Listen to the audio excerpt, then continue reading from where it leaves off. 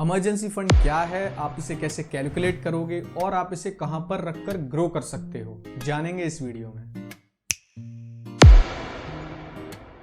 So first of all एक example लेते हैं। सपोज बारिश का सीजन है और आपको बाहर जाना है। अब आपको पता है पहले से बारिश का सीजन है, तो काफ़ी ज़्यादा चांसेज है कि आप छाता लेकर जाओगे, आप अपनी पूरी प्रिपरेशन के साथ जाओगे। तो अगर आप बारिश बाहर होती है तो फिर आप भीगोगे नहीं। बट बारिश का सीजन है, आप छाता लेकर नहीं गए, आप प्रिपरेशन के साथ नहीं गए, काफ़ी ज़्यादा चांसेज है कि आप भीग जाओगे बारिश होती है तो, और ये भी ज़्यादा चांसेज है कि आप बीमार हो जाओगे। तो इस बेसिक से एग्जाम्पल से मैं आपको क्या समझाने की कोशिश कर रहा हूँ, इस बेसिक से एग्जाम्पल से मैं ये समझाने की कोशिश कर रहा हूँ कि अगर आप बिना प्रिपरेशन के रहोगे, जैसे हम इन्वेस्टिंग करते हैं फ्यूचर के लिए लेकिन प्रिपरेशन नहीं कर रहे हैं हम इमरजेंसी के लिए, तो दिक्कत हो जाएगी। इसलिए इमरजेंसी के लिए पहले हमें ज़रूरत पड़ेगी एक फंड की। हम फोकस कर रहे हैं इन्वेस्टिंग पर, लेकिन उससे पहले हमेशा आती है इमरजेंसी, क्योंकि ये बिन बुलाए मेहमान की तरह है, ये कभी भी आ सकती है और हम इसे रोक नहीं सकते, ये जब भी आएगी तब। बिकॉज वी डोंट नो कि कल क्या होने वाला है। मे बी आपकी जॉब चली गई, मे बी आपको कोई इंजरी हो गई, या मे बी ऑफकोर्स कोविड जैसी सिचुएशन आ गई, then what will you do? Because आप केवल सैलरी के ऊपर डिपेंड हो, तो काफ़ी ज़्यादा चांसेज हैं कि अब आपने जो इन्वेस्टेड अमाउंट रखा हुआ था आप इसे अब सेल करोगे, क्योंकि अब आपके पास और कोई ऑप्शन ही नहीं है। That's why we should have an emergency fund. तो बजाय आपको ये सोचने के कि पहले घर के लिए प्लानिंग करूं या कार के लिए प्लानिंग करूं, आपको सबसे पहले एक इमरजेंसी फंड रेडी करना चाहिए। अब बात करते हैं कि आप इसे कैलकुलेट कैसे करोगे। काफ़ी सिंपल है। इसे कैलकुलेट करने के लिए इमरजेंसी फंड में केवल वो चीज़ें आती हैं जो आपकी बेसिक नीड्स हैं। आपकी ईएमआई, आपके जो बिल्स हो गए, इलेक्ट्रिसिटी का या सिलेंडर का जो बिल आते हैं वो बिल हो गए, और आपका राशन पानी।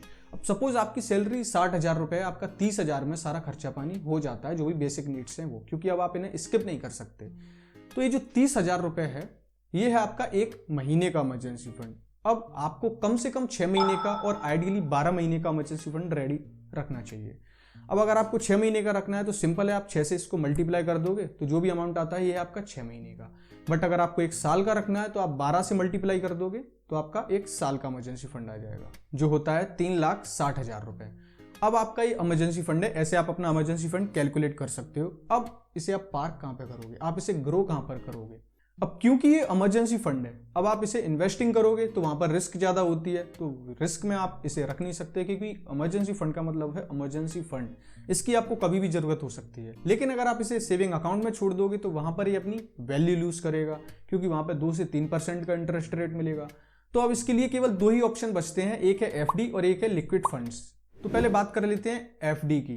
आप इस पैसे की एफडी क्रिएट करा सकते हो एक अलग सेपरेट बैंक अकाउंट में, क्योंकि एक ही में रखोगे तो काफी ज्यादा चांसेज हैं कि आप उसे विदाउट एनी इमरजेंसी भी यूज कर लोगे। तो एक अलग सेपरेट अकाउंट में आप इसकी एफडी क्रिएट करके रख सकते हो, जहां पर ये इसे 5 से 7% तक का इंटरेस्ट रेट मिलेगा, जिससे ये इन्फ्लेशन के साथ साथ बढ़ता रहेगा, वैल्यू अपनी लूज नहीं करने वाला। राइट, ये काफी सेफ ऑप्शन है अपने इमरजेंसी फंड को पार्क करने का। मेक श्योर इसका एक डेबिट कार्ड भी हो इस अकाउंट का, क्योंकि इसे कैश में कन्वर्ट करने के लिए आपको डेबिट कार्ड की जरूरत पड़ सकती है। बट अगर डेबिट कार्ड नहीं है तो आप वर्चुअल डेबिट कार्ड का भी यूज कर सकते हो। इसके थ्रू आप अपने सारे ट्रांजैक्शन कर सकते हो। तो आप इस अकाउंट में से इस अकाउंट में फंड को ट्रांसफर करके कैश में कन्वर्ट कर सकते हो। ओके, नेक्स्ट है लिक्विड फंड्स। ये भी एफडी की तरह आपको सारे ऑप्शन प्रोवाइड कराता है। इसमें भी आप जब कभी भी पैसा डाल सकते हो और निकाल सकते हो। 7 दिन के बाद अगर आप अपना पैसा निकालते हो तो इस पर कोई भी पेनल्टी आपको नहीं लगती है। जैसा इसके नाम से ही पता चल रहा है लिक्विड फंड्स, तो इसमें पैसे की कोई प्रॉब्लम नहीं है, आप जब कभी भी इसे निकाल सकते हो और अपना पैसा डाल सकते हो वहां पे। अब इंटरेस्ट रेट की बात की जाए तो इनमें और एफडी में कोई ज़्यादा अंतर नहीं है, 19-20 का अंतर है। इसे हम कंसीडर करने लायक नहीं समझते। बट हाँ, ये उनके लिए काफ़ी अच्छा है जिनमें डिसिप्लिन कम है। वो इमरजेंसी फंड को अगर एफडी में रखेंगे तो वहाँ पर वो यूज़ कर सकते हैं, लेकिन अगर वो यहाँ पर पार्क करेंगे तो मे बी वो यूज़ ना कर पाए, तो उनके लिए ज़रूर अच्छा है। और इसमें कुछ टैक्स बेनिफिट भी आपको मिल जाते हैं। अब मैं क्या यूज़ करता हूँ, मैं यूज़ करता हूँ एफडी, जो काफ़ी सिक्योर रहता है। आरबीआई 5 लाख तक का डिपॉजिट भी आपको इंश्योर देता है, तो उसमें कोई प्रॉब्लम वाली बात ही नहीं है। अब एफडी के लिए यूज करता हूं मैं पेटीएम बैंक, वहां पर मैं एफडी क्रिएट करता हूं। उसमें मुझे काफी सारे ऑप्शन मिल जाते हैं और काफी सारे फायदे भी हैं उसके।